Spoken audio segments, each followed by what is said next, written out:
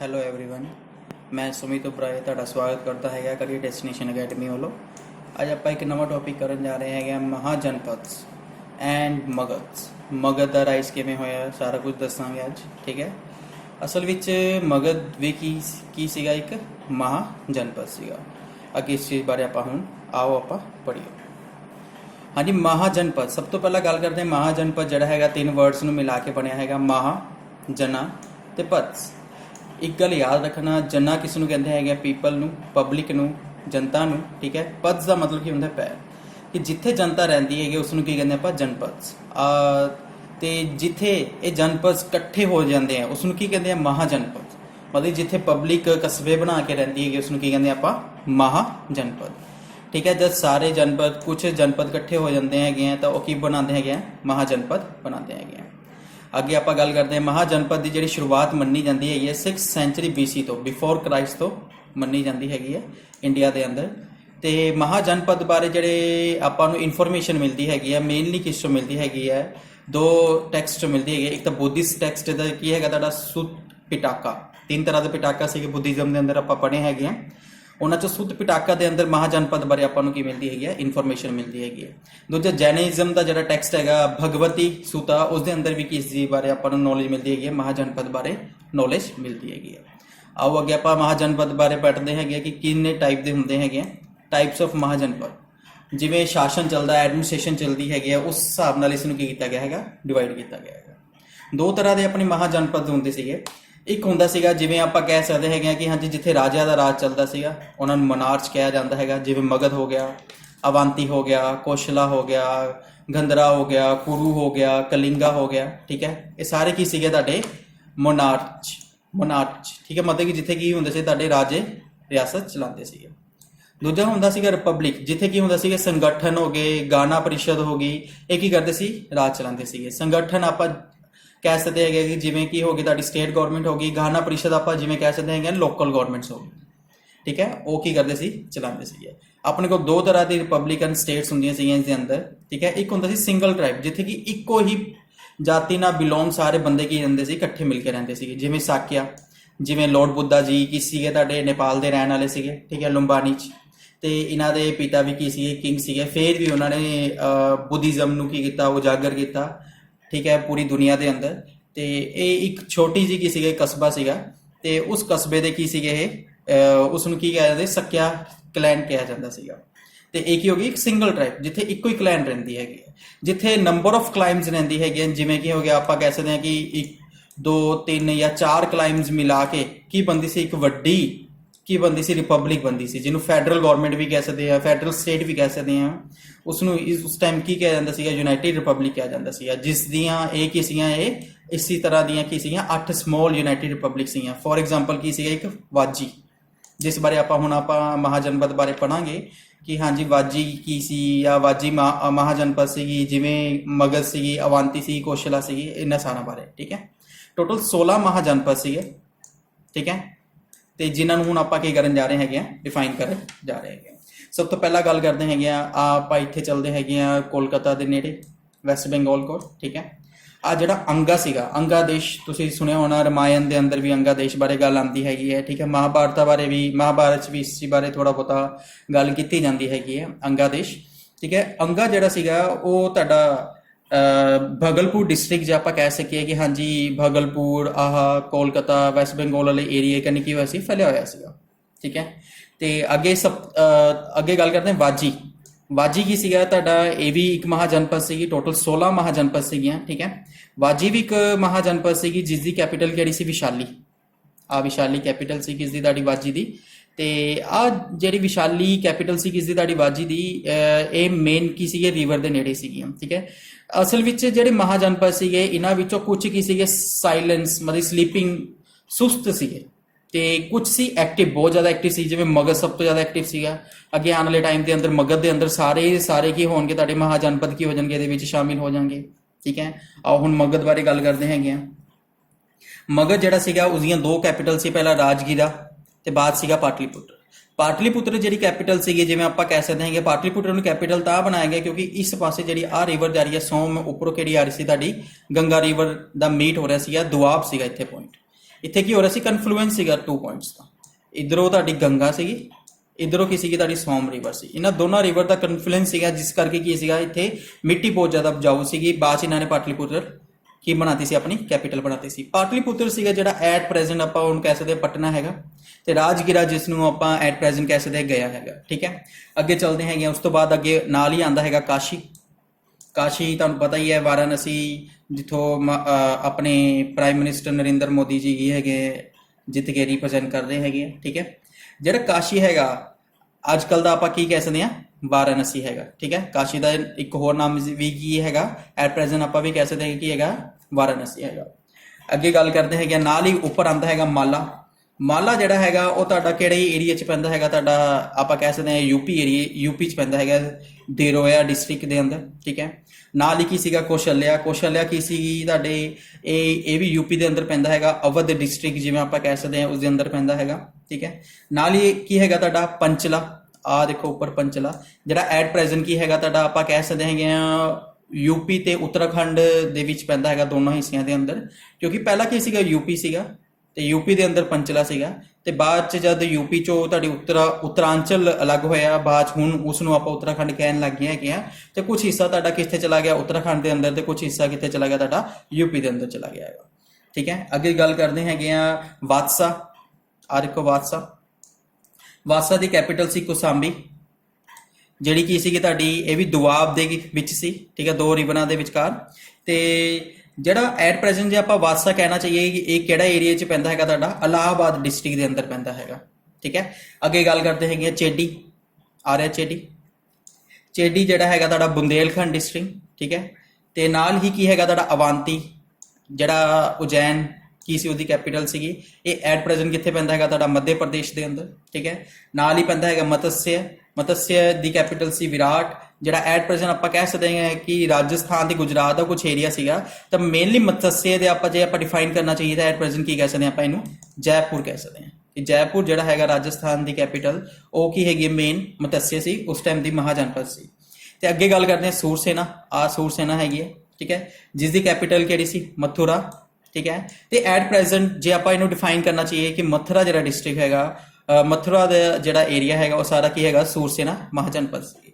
ਅੱਗੇ ਗੱਲ ਕਰਦੇ ਹਾਂ ਸਭ ਤੋਂ ਮੇਨ ਕੁਰੂਕਸ਼ੇਤਰ ਜਿਸ ਨੂੰ ਕਹਿੰਦੇ ਹੈਗੇ, ਜਿੱਥੇ ਮਹਾਭਾਰਤ ਲੜੀ ਗਈ। ਠੀਕ ਹੈ, ਹਸਤੀਨਾਪੁਰ ਹੈਗਾ ਤੁਹਾਡਾ ਇਹ ਸਾਰਾ। ਠੀਕ ਹੈ, ਜਿਹੜਾ ਕੁਰੂ ਸੀਗਾ ਉਹ ਤੁਹਾਡਾ ਹਰਿਆਣਾ, ਦਿੱਲੀ ਤੇ ਮੇਰਠ ਤੱਕ ਜਾਂਦਾ ਸੀਗਾ। ਠੀਕ ਹੈ, ਤੇ ਕੁਰੂ ਦੀ ਜਿਹੜੀ ਕੈਪੀਟਲ ਸੀ ਉਹ ਇੰਦਰਪ੍ਰਸਥ ਸੀ। ਇੰਦਰਪ੍ਰਸਥ ਕਿਸ ਨੂੰ ਕਿਹਾ ਜਾਂਦਾ ਹੈਗਾ ਤੁਹਾਡਾ, ਤੁਹਾਨੂੰ ਪਤਾ ਹੀ ਹੈਗਾ ਕਿ ਦਿੱਲੀ ਦਾ ਪੁਰਾਣਾ ਨਾਮ ਹੈਗਾ ਇੰਦਰਪ੍ਰਸਥ। ਠੀਕ ਹੈ, ਤੇ ਹਸਤੀਨਾਪੁਰ ਵੀ ਬਾਅਦ 'ਚ ਇਸ ਨੂੰ ਕੀ ਕੀਤਾ ਗਿਆ ਸੀਗਾ, ਇੱਕ ਨਵਾਂ ਸ਼ਹਿਰ ਇਹਨਾਂ ਨੇ ਉਜਾਗਰ ਕੀਤਾ ਸੀਗਾ, ਜਿੱਥੇ ਕੀ ਕੀਤਾ, ਕੁਰੂ ਨੂੰ ਬਹੁਤ ਜ਼ਿਆਦਾ ਕੀ ਕੀਤਾ ਗਿਆ, ਮਤਲਬ ਕਿ ਟੈਕਨੀਕਲ ਨੌਲੇਜ ਜੇ ਆਪਾਂ ਗੱਲ ਕਰਨਾ ਚਾਹੀਏ ਤੇ ਸ਼ਸਤਰ ਦੀ ਵੀ ਵਿਦਿਆ ਇੱਥੇ ਇਹਨਾਂ ਨੇ ਕੀ ਕੀਤੀ ਸੀ, ਐਕਸਪੈਂਡ ਕੀਤੀ ਸੀ। ਕੁਰੂ ਜਿਹੜਾ ਐਟ ਪ੍ਰੈਜ਼ੈਂਟ ਆਪਾਂ ਕਹਿਣਾ ਚਾਹੀਏ ਕੀ ਹੈਗਾ ਤੁਹਾਡਾ, ਕੁਰੂਕਸ਼ੇਤਰ ਹੈਗਾ। ਠੀਕ ਹੈ, ਜਿਹੜਾ ਕਿੱਥੇ ਪੈਂਦਾ ਹੈਗਾ, ਹਰਿਆਣਾ 'ਚ। ਉਸ ਟਾਈਮ ਫੈਲਿਆ ਕਿੱਥੇ ਪਿਆ ਸੀਗਾ, ਜੇ ਆਪਾਂ ਅੱਜ ਕੱਲ੍ਹ ਦੇ ਹਿਸਾਬ ਨਾਲ ਦੇਖੀਏ, ਦਿੱਲੀ ਹੋ ਗਿਆ ਤੁਹਾਡਾ, ਯੂਪੀ ਦਾ ਕੁਛ ਏਰੀਆ ਤੇ ਰਾਜਸਥਾਨ ਦਾ ਕੁਛ ਏਰੀਆ ਵੀ ਕੀ ਹੁੰਦਾ ਸੀ ਇਹਦੇ ਵਿੱਚ ਲੱਗਦਾ ਸੀਗਾ। ਅੱਗੇ ਗੱਲ ਕਰਦੇ ਹੈਗੇ ਆ ਤੁਹਾਡਾ ਗੰਧਾਰਾ ਆ ਗਿਆ। ਗੰਧਾਰਾ ਦੀ ਕੈਪੀਟਲ ਸੀ ਤਕਸ਼ਿਲਾ, ਜਿਹੜਾ ਐਟ ਪ੍ਰੈਜ਼ੈਂਟ ਅੱਜ ਕੱਲ੍ਹ ਦਾ ਕਿੱਥੇ ਪੈਂਦਾ ਹੈਗਾ ਤੁਹਾਡਾ, ਪ੍ਰੈਜ਼ੈਂਟ ਪਾਕਿਸਤਾਨ ਦੇ ਅੰਦਰ ਪੈਂਦਾ ਹੈਗਾ, ਪਾਕਿਸਤਾਨ ਤੇ ਅਫਗਾਨਿਸਤਾਨ ਬਾਰਡਰ ਤੇ। ਤੇ ਜਿਹੜਾ ਗੰਧਾਰਾ ਦੀ ਐਟ ਪ੍ਰੈਜ਼ੈਂਟ ਆਪਾਂ ਜੇ ਡਿਫਾਈਨ ਕਰਨਾ ਚਾਹੀਏ ਤਾਂ ਪੇਸ਼ਾਵਰ ਜਿਹੜਾ ਡਿਸਟ੍ਰਿਕਟ ਹੈਗਾ ਉਹ ਤੁਹਾਡਾ ਮੇਨ ਡਿਫਾਈਨ ਕਰਦਾ ਹੈਗਾ ਤੁਹਾਡਾ ਕਿਸ ਨੂੰ, ਗੰਧਾਰਾ ਮਹਾਜਨਪਦ ਨੂੰ। ਅੱਗੇ ਗੱਲ ਕਰਦੇ ਆ ਕੰਬੋਜਾ। ਕੰਬੋਜਾ ਦੀ ਜੇ ਆਪਾਂ ਗੱਲ ਕਰਨਾ ਚਾਹੀਏ ਤੇ ਕੈਪੀਟਲ ਕਿਹੜੀ ਸੀ, ਪੂੰਛ। ਜਿਵੇਂ ਪੂੰਛ ਡਿਸਟ੍ਰਿਕਟ ਤੁਹਾਨੂੰ ਪਤਾ ਹੀ ਹੈ, ਜਿੱਥੇ ਹਿੰਦੁਸਤਾਨ ਤੇ ਪਾਕਿਸਤਾਨ ਫੌਜ ਆਪਸ 'ਚ ਕੀ ਹੁੰਦੀ ਰਹਿੰਦੀ ਹੈਗੀ ਹੈ, ਇੱਥੇ ਮੇਨ ਕਨਫਲਿਕਟ ਏਰੀਆ ਹੈਗਾ, ਜਿੱਥੇ ਲੜਾਈ ਹੁੰਦੀ ਰਹਿੰਦੀ ਹੈਗੀ, ਗੋਲਾਬਾਰੀ ਹੁੰਦੀ ਰਹਿੰਦੀ ਹੈਗੀ ਹੈ। ਠੀਕ ਹੈ, ਤੇ ਜਿਹੜਾ ਰਾਜੌਰੀ ਡਿਸਟ੍ਰਿਕਟ ਹੋ ਗਿਆ, ਹੋਜਰਾ ਹੋ ਗਿਆ, ਇਹ ਸਾਰਾ ਕਿਸ ਦੇ ਅੰਦਰ ਆਉਂਦਾ ਸੀਗਾ ਤੁਹਾਡਾ, ਕੰਬੋਜ ਦੇ ਅੰਦਰ ਆਉਂਦਾ ਸੀਗਾ, ਜਿੱਥੋਂ ਇੰਡਸ ਰਿਵਰ ਸਭ ਤੋਂ ਮੇਨ ਡਿਫਾਈਨ ਇੱਥੇ ਕੀ ਸੀਗਾ, ਬਹੁਤ ਜ਼ਿਆਦਾ ਕੀ ਸੀਗਾ, ਇਹ ਉਪਜਾਊ ਜਗ੍ਹਾ ਸੀ। ਅੱਗੇ ਗੱਲ ਕਰਦੀ ਹਾਂ ਲਾਸਟ। ਠੀਕ ਹੈ, ਸਭ ਤੋਂ ਨੀਚੇ ਜਿਹੜਾ ਹੈਗਾ ਤੁਹਾਡਾ ਅਸਾਕਾ। ਅਸਾਕਾ ਵੀ ਕਿਹਾ ਜਾਂਦਾ ਹੈ, ਇਸ ਨੂੰ ਅਸਮਾਕਾ ਵੀ ਕਿਹਾ ਜਾਂਦਾ ਹੈਗਾ। ਠੀਕ ਹੈ, ਇਹ ਕਿਹੜੀ ਰਿਵਰ ਦੇ ਨੇੜੇ ਹੈਗਾ ਤੁਹਾਡਾ, ਗੋਦਾਵਰੀ ਰਿਵਰ ਦੇ ਨੇੜੇ ਹੈਗਾ। ਤੇ ਜੇ ਆਪਾਂ ਐਟ ਪ੍ਰੈਜ਼ੈਂਟ ਜੇ ਗੱਲ ਕਰਨਾ ਚਾਹੀਏ, ਔਰੰਗਾਬਾਦ ਡਿਸਟ੍ਰਿਕਟ ਹੈਗਾ ਮਹਾਰਾਸ਼ਟਰ ਦੇ ਅੰਦਰ, ਅਸਾਕਾ ਉਸ ਨੂੰ ਕੀ ਕੀਤਾ ਹੈਗਾ, ਡਿਫਾਈਨ ਕਰਦਾ ਹੈਗਾ। ਤੇ ਆਪਾਂ ਕਲਿੰਗਾ ਡਿਸਟ੍ਰਿਕਟ ਬਾਰੇ ਵੀ ਗੱਲ ਕਰ ਲਈਏ। ਕਲਿੰਗਾ ਤੁਹਾਡਾ ਕਿੱਥੇ ਪੈਂਦਾ ਹੈਗਾ, ਇਸ ਜਗ੍ਹਾ ਤੇ ਨੇੜੇ ਪੈਂਦਾ ਹੈਗਾ। ਤੇ ਇੱਥੇ ਹੀ ਕੀ ਹੈਗੀਆਂ ਤੁਹਾਡੀਆਂ ਪਹਾੜੀਆਂ ਹੈਗੀਆਂ, ਪਹਾੜੀਆਂ ਤੋਂ ਬਾਅਦ ਕੀ ਹੁੰਦਾ ਹੈਗਾ, ਇੱਥੇ ਕਲਿੰਗਾ ਡਿਸਟ੍ਰਿਕਟ ਕੀ ਹੁੰਦਾ ਸੀਗਾ, ਸ਼ੁਰੂ ਹੁੰਦਾ ਸੀਗਾ। ਤੇ ਕਲਿੰਗਾ ਬਾਅਦ ਚ ਜਾ ਕੇ ਕਿਸ 'ਚ ਮਿਲੇਗਾ, ਮਗਧ 'ਚ ਮਿਲੇਗਾ। ਮਗਧ ਤੋਂ ਬਾਅਦ ਫਿਰ ਦੁਬਾਰਾ ਕਲਿੰਗਾ ਇੰਡੀਪੈਂਡੈਂਟ ਹੋ ਜਾਏਗਾ ਜਦ ਅਸ਼ੋਕ ਕੀ ਕਰੇਗਾ, ਇਸ ਤੇ ਕੈਪਚਰ ਕਰੇਗਾ।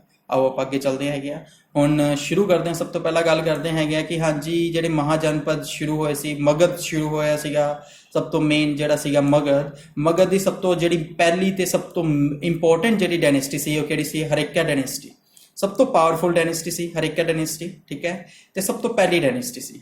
ਤੇ ਇਹ ਕੀ ਸੀ, ਤੁਹਾਡੀ ਪਿੱਤਰ ਹੰਤਾ ਡਾਇਨੈਸਟੀ ਸੀ।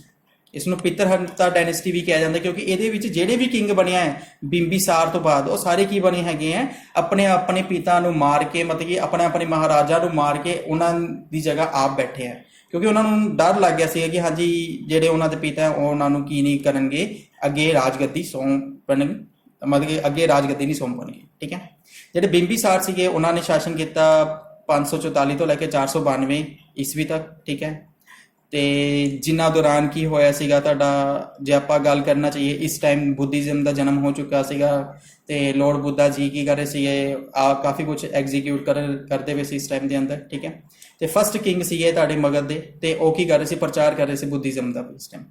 ਤੇ ਇਸ ਟਾਈਮ ਮਗਧ ਦੀ ਜਿਹੜੀ ਕੈਪੀਟਲ ਬਣਾਈ ਗਈ ਸੀ ਬਿੰਬੀਸਾਰ ਵੱਲੋਂ, ਕਿਹੜੀ ਬਣਾਈ ਗਈ ਸੀ, ਰਾਜਗੀਰ, ਠੀਕ ਹੈ।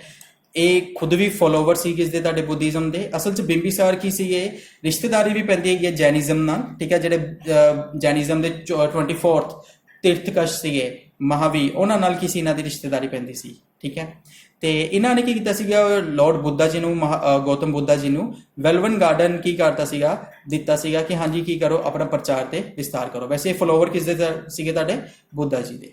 ਅੱਗੇ ਇਹਨਾਂ ਨੇ ਕੀ ਕੀਤਾ ਕਿ ਆਪਣੇ ਆਪ ਨੂੰ ਵਧਾਉਣ ਲਈ, ਐਕਸਪੈਂਡ ਕਰਨ ਲਈ ਤੇ ਆਪਣੀ ਪਾਵਰ ਨੂੰ ਇਨਕਰੀਜ਼ ਕਰਨ ਲਈ ਇਹਨਾਂ ਨੇ ਸਭ ਤੋਂ ਪਹਿਲਾਂ ਸਟ੍ਰੈਟੇਜੀ ਅਪਣਾਈ ਕਿ ਹਾਂਜੀ ਮੈਟਰੀਮੋਨੀਅਲ ਇਹਨਾਂ ਨੇ ਕੀ ਕੀਤਾ ਹੈਗਾ, ਅਲਾਈਅੰਸ ਕਰਨੇ ਸ਼ੁਰੂ ਕਰਤੇ, ਮਤਲਬ ਕਿ ਰਿਸ਼ਤੇਦਾਰੀਆਂ ਕਰਨ ਲੱਗ ਗਿਆ। ਜਿਵੇਂ ਕਿ ਨੇੜੇ ਤੇੜੇ ਕਿਸੇ ਦੇ ਰਾਜਾ ਹੈਗਾ, ਉਹਨਾਂ ਦੀ ਜਿਹੜੀ ਕੁੜੀ ਨੂੰ ਆਪ ਵਿਆਹ ਲਿਆਏ, ਠੀਕ ਹੈ। ਤੇ ਅੱਗੇ ਉਹਨਾਂ ਦੇ ਬੱਚਿਆਂ ਨੂੰ ਕੀ ਕੀਤਾ ਗਿਆ, ਨੇੜੇ ਤੇੜੇ ਦੇ ਹੋਰ ਕਿਸੇ ਜਿਹੜੀ ਰਿਆਸਤ ਸੀ ਉਹਨਾਂ ਦੇ ਬੱਚਿਆਂ ਨੂੰ ਕੀ ਕੀਤਾ ਗਿਆ, ਇਹਨਾਂ ਨੇ ਆਪਸ 'ਚ ਆਪਣੇ ਬੱਚਿਆਂ ਨਾਲ ਕੀ ਕਰਤਾ, ਵਿਆਹ ਤਾ, ਜਿਸ ਨਾਲ ਕੀ ਹੋ ਗਿਆ, ਇਹਨਾਂ ਦਾ ਮੈਟਰੀਮੋਨੀਅਲ ਅਲਾਈਅੰਸ ਹੋ ਗਈ ਤੇ ਬਹੁਤ ਜ਼ਿਆਦਾ ਇਹਨਾਂ ਨੇ ਕੀ ਕਰਤਾ, ਮਗਧ ਨੂੰ ਐਕਸਪੈਂਡ ਕਰਨਾ ਸ਼ੁਰੂ ਕਰਤਾ। ਅੱਗੇ ਗੱਲ ਕਰਦੇ ਹਾਂ। ਫਸਟ ਸਟੈਂਡਿੰਗ ਆਰਮੀ ਬਣਾਈ ਸੀ। ਅਸਲ 'ਚ ਪਹਿਲਾਂ ਆਰਮੀ ਉਦੋਂ ਬਣਾਈ ਜਾਂਦੀ ਸੀ ਜਦ ਕੋਈ ਲੜਾਈ ਹੁੰਦੀ ਸੀ, ਕਿਸਾਨਾਂ ਨੂੰ, ਹਰ ਇੱਕ ਬੰਦਿਆਂ ਨੂੰ ਘਰੋਂ ਲੈ ਜਾਂਦੇ ਸੀਗੇ, ਹਾਂਜੀ ਤੁਸੀਂ ਲੜਾਈ ਲੜਨੀ ਹੈ, ਕੋਈ ਟ੍ਰੇਨਿੰਗ ਨਹੀਂ, ਕੋਈ ਕੁਛ ਨਹੀਂ, ਸਿੱਧਾ ਲੜਾਈ ਵਿੱਚ ਲੈ ਜਾਣਾ ਤੇ ਉਹਨਾਂ ਨੂੰ ਕੀ ਕਰਨਾ, ਲੜਨ ਲਈ ਮਜਬੂਰ ਕਰਨਾ। ਮਗਰ ਇਹਨਾਂ ਨੇ ਕੀ ਕੀਤਾ, ਇੱਕ ਇਹਨਾਂ ਨੇ ਆਰਮੀ ਬਣਾ ਕੇ ਰੱਖੀ ਜਿਨ੍ਹਾਂ ਨੇ ਫੁੱਲ ਟ੍ਰੇਨਡ ਕੀਤੀ ਕਿ ਹਾਂਜੀ ਜੇ ਲੋੜ ਪਈ ਤਾਂ ਆਪਾਂ ਸਿੱਧਾ ਕੀ ਕਰ ਸਕਦੇ ਹਾਂ, ਲੜਾਈ ਲੜ ਸਕਦੇ ਹੈਗੇ ਹਾਂ, ਠੀਕ ਹੈ। ਅੱਗੇ ਚੱਲਦੇ ਹੈਗੇ ਆ। ਐਂਡ ਇਫੈਕਟਿਵ ਤੇ ਐਕਸੀਲੈਂਟ ਐਡਮਿਨਿਸਟ੍ਰੇਸ਼ਨ ਸਿਸਟਮ ਸੀਗਾ ਇਸੇ ਕਰਕੇ ਇਹਨਾਂ ਦਾ, ਠੀਕ ਹੈ। ਕਿਉਂਕਿ ਇਹਨਾਂ ਨੇ ਕੀ ਕੀਤਾ ਸੀਗਾ, ਇਹਨਾਂ ਨੇ ਆਫੀਸਰਸ ਦੇ ਕੀ ਕਰਤੇ ਸੀਗੇ, ਰੈਂਕ ਬਣਾਤੇ ਸੀ, ਆਫੀਸਰ ਦੇ ਡਿਪਾਰਟਮੈਂਟਸ ਬਣਾਤੇ ਸੀ। 3 ਤਰ੍ਹਾਂ ਦੇ ਇਹਨਾਂ ਨੇ ਕੀ ਕੀਤੀਆਂ ਸੀਗੇ, ਪੋਸਟ ਡਿਵਾਈਡ ਕੀਤੀਆਂ ਸੀਗੀਆਂ, ਜਿਵੇਂ ਐਗਜ਼ੀਕਿਊਟਿਵ ਹੋ ਗਈ, ਮਿਲਟਰੀ ਹੋ ਗਈ, ਤੇ ਜਿਵੇਂ ਕੀ ਹੋ ਗਿਆ ਤੁਹਾਡਾ ਜੁਡੀਸ਼ੀਅਲ ਹੋ ਗਿਆ। ਇਹ ਸਾਰੇ ਕੀ ਕੀਤੇ ਸੀ, ਇਹਨਾਂ ਨੇ ਐਗਜ਼ੀਕਿਊਟ ਕੀਤੇ ਸੀਗੇ।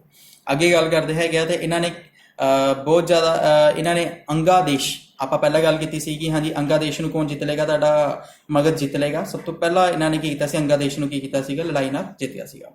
ਤੇ ਅੱਗੇ ਇਹਨਾਂ ਦੇ ਬੇਟਾ ਆ ਗਿਆ ਅਜਾਤ ਸ਼ਤਰੂ। ਇਹਨਾਂ ਨੇ ਕਾਫੀ ਰਾਣੀਆਂ ਸੀਗੀਆਂ, ਉਹਨਾਂ ਚੋਂ ਇੱਕ ਬੇਟਾ ਸੀਗਾ ਉਹਨਾਂ ਦਾ ਅਜਾਤ ਸ਼ਤਰੂ, ਜਿਨ੍ਹਾਂ ਨੇ 492 ਤੋਂ ਲੈ ਕੇ 460 BC ਤੱਕ ਕੀ ਕੀਤਾ, ਰਾਜ ਕੀਤਾ। ਅਸਲ ਵਿੱਚ ਇਹਨਾਂ ਨੂੰ ਲੱਗਿਆ ਕਿ ਇਹਨਾਂ ਦੇ ਜਿਹੜੇ ਪਿਤਾ ਸੀਗੇ ਉਹ ਇਹਨਾਂ ਨੂੰ ਕੀ ਨਹੀਂ ਬਣਾਉਣਗੇ, ਅੱਗੇ ਉੱਤਰਾਧਿਕਾਰੀ ਘੋਸ਼ਿਤ ਨਹੀਂ ਕਰਨਗੇ, ਜਿਸ ਕਰਕੇ ਇਹਨਾਂ ਨੇ ਬਿੰਬੀਸਾਰ ਨੂੰ ਕੀ ਕਰਤਾ ਸੀਗਾ, ਮਾਰਤਾ ਸੀਗਾ।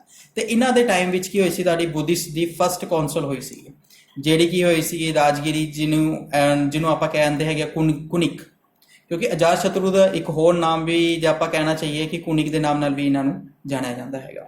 ਆਪਾਂ ਟੋਟਲ 4 ਬੁੱਧਿਸਟ ਦੀ ਕੌਂਸਲ ਹੋਈਆਂ ਸੀ, ਬੁੱਧਿਜ਼ਮ ਦੇ ਅੰਦਰ ਪੜ ਚੁੱਕੇ ਹੈਗੇ, ਠੀਕ ਹੈ। ਜਿਹੜੀ ਇੱਕ ਫਸਟ ਕੌਂਸਲ ਹੋਈ ਸੀ ਉਹ ਉਸ ਟਾਈਮ ਤੇ ਹੋਈ ਸੀ ਜਦੋਂ ਕੀ ਹੋਏਗਾ ਸੀ, ਬੁੱਧਿਜ਼ਮ ਦਾ ਡੈਥ ਹੋਈ ਸੀ, ਜਿਵੇਂ 483 BC ਦੇ ਅੰਦਰ ਹੋਈ ਸੀ, ਠੀਕ ਹੈ। 483 BC ਦਾ ਮਤਲਬ ਕੀ ਹੈਗਾ ਤੁਹਾਡਾ, ਬਿਫੋਰ ਕ੍ਰਾਈਸਟ। ਅੱਗੇ ਗੱਲ ਕਰਦੇ ਹਾਂ ਹਰਨਿਕ ਡਾਇਨੈਸਟੀ ਦੇ ਕੀ ਆਏ ਹੈਗੇ ਤੁਹਾਡੇ। ਨੈਕਸਟ ਕਿੰਗ ਆਏ ਵਦੀਅਨ ਕੌਣ ਸੀਗੇ, ਬੇਟੇ ਸੀਗੇ ਕਿਸ ਦੇ, ਤੁਹਾਡੇ ਅਜਾਤ ਸ਼ਤਰੂ। ਤੇ ਇਹਨਾਂ ਨੇ ਵੀ ਕੀ ਕੀਤਾ, ਆਪਣੇ ਪਿਤਾ ਦੀ ਤਰ੍ਹਾਂ, ਜਿਵੇਂ ਇਹਨਾਂ ਦੇ ਪਿਤਾ ਨੇ ਇਹਨਾਂ ਦੇ ਦਾਦਾ ਜੀ ਨੂੰ ਮਾਰ ਕੇ ਗੱਦੀ ਹਾਸਿਲ ਕੀਤੀ ਸੀ, ਇਸੇ ਤਰ੍ਹਾਂ ਇਹਨਾਂ ਨੇ ਵੀ ਆਪਣੇ ਪਿਤਾ ਨੂੰ ਮਾਰ ਕੇ ਆਪਣੀ ਗੱਦੀ ਹਾਸਿਲ ਕੀਤੀ ਸੀ। ਮਗਰ ਇਹ ਫੋਲੋਵਰ ਸੀ ਕਿਸ ਦੇ, ਤੁਹਾਡੇ ਜੈਨਿਜ਼ਮ ਦੇ। ਇਹ ਜੈਨਿਜ਼ਮ ਨੂੰ ਫੋਲੋ ਕਰਦੇ ਸੀ ਕਿਉਂਕਿ ਬਿੰਬੀਸਾਰ ਸੀਗੀ, ਰਿਸ਼ਤੇਦਾਰੀ ਸੀਗੀ ਜੈਨਿਜ਼ਮ ਨਾਲ। ਤੇ ਉਸ ਤੋਂ ਬਾਅਦ ਇਹ ਫੋਲੋਵਰ ਬਣ ਗਏ ਸੀ ਕਿਸ ਦੇ, ਤੁਹਾਡੇ ਜੈਨਿਜ਼ਮ ਦੇ। ਅੱਗੇ ਗੱਲ ਕਰਦੇ ਆ ਕੈਪੀਟਲ ਇਹਨਾਂ ਨੇ ਸ਼ਿਫਟ ਕੀਤੀ ਪਾਟਲੀਪੁੱਤਰ। ਆਪਾਂ ਪਹਿਲਾਂ ਹੀ ਗੱਲ ਕੀਤੀ ਹੈ, ਪਹਿਲਾਂ ਕੀ ਸੀਗੀ ਤੁਹਾਡੀ ਜਿਹੜੀ ਮਗਧ ਦੀ ਕੈਪੀਟਲ ਸੀਗੀ ਉਹ ਤੁਹਾਡੀ ਸੀਗੀ ਰਾਜਗੀਰਾ, ਠੀਕ ਹੈ, ਜਿਹਨੂੰ ਐਟ ਪ੍ਰੈਜ਼ੈਂਟ ਆਪਾਂ ਗਇਆ ਕਹਿੰਦੇ ਆ। ਬਾਅਦ 'ਚ ਕਿੱਥੇ ਸ਼ਿਫਟ ਹੋਈ ਤੁਹਾਡੀ ਪਾਟਲੀਪੁੱਤਰ, ਜਿਹੜੀ ਕਿਸ ਰਿਵਰ ਦੇ ਨੇੜੇ ਸੀ, ਗੰਗਾ ਤੇ ਸੋਨ ਰਿਵਰ ਦੇ ਮੀਟਿੰਗ ਪੁਆਇੰਟ ਤੇ ਸੀ। ਅੱਗੇ ਗੱਲ ਕਰਦੇ ਇਸ ਤੋਂ ਬਾਅਦ ਇਹਨਾਂ ਦੇ ਅੱਗੇ ਕਿੰਗ ਆਏ, ਇਹ ਅਨਿਰੁੱਧ ਕੌਣ ਸੀਗੇ, ਵਿਦਿਆਨ ਦੇ ਬੇਟੇ ਸੀਗੇ, ਇਹਨਾਂ ਨੇ ਵੀ ਮਾਰਿਆ ਇਹਨਾਂ ਨੂੰ, ਠੀਕ ਹੈ। ਮੰਡਾ ਕੀ ਸੀਗੇ, ਅਨਿਰੁੱਧ ਦੇ ਬੇਟੇ ਸੀਗੇ, ਇਹਨਾਂ ਨੇ ਵੀ ਅਨਿਰੁੱਧ ਨੂੰ ਮਾਰ ਕੇ ਮੰਡਾ ਆਪ ਬਹਿ ਗਏ।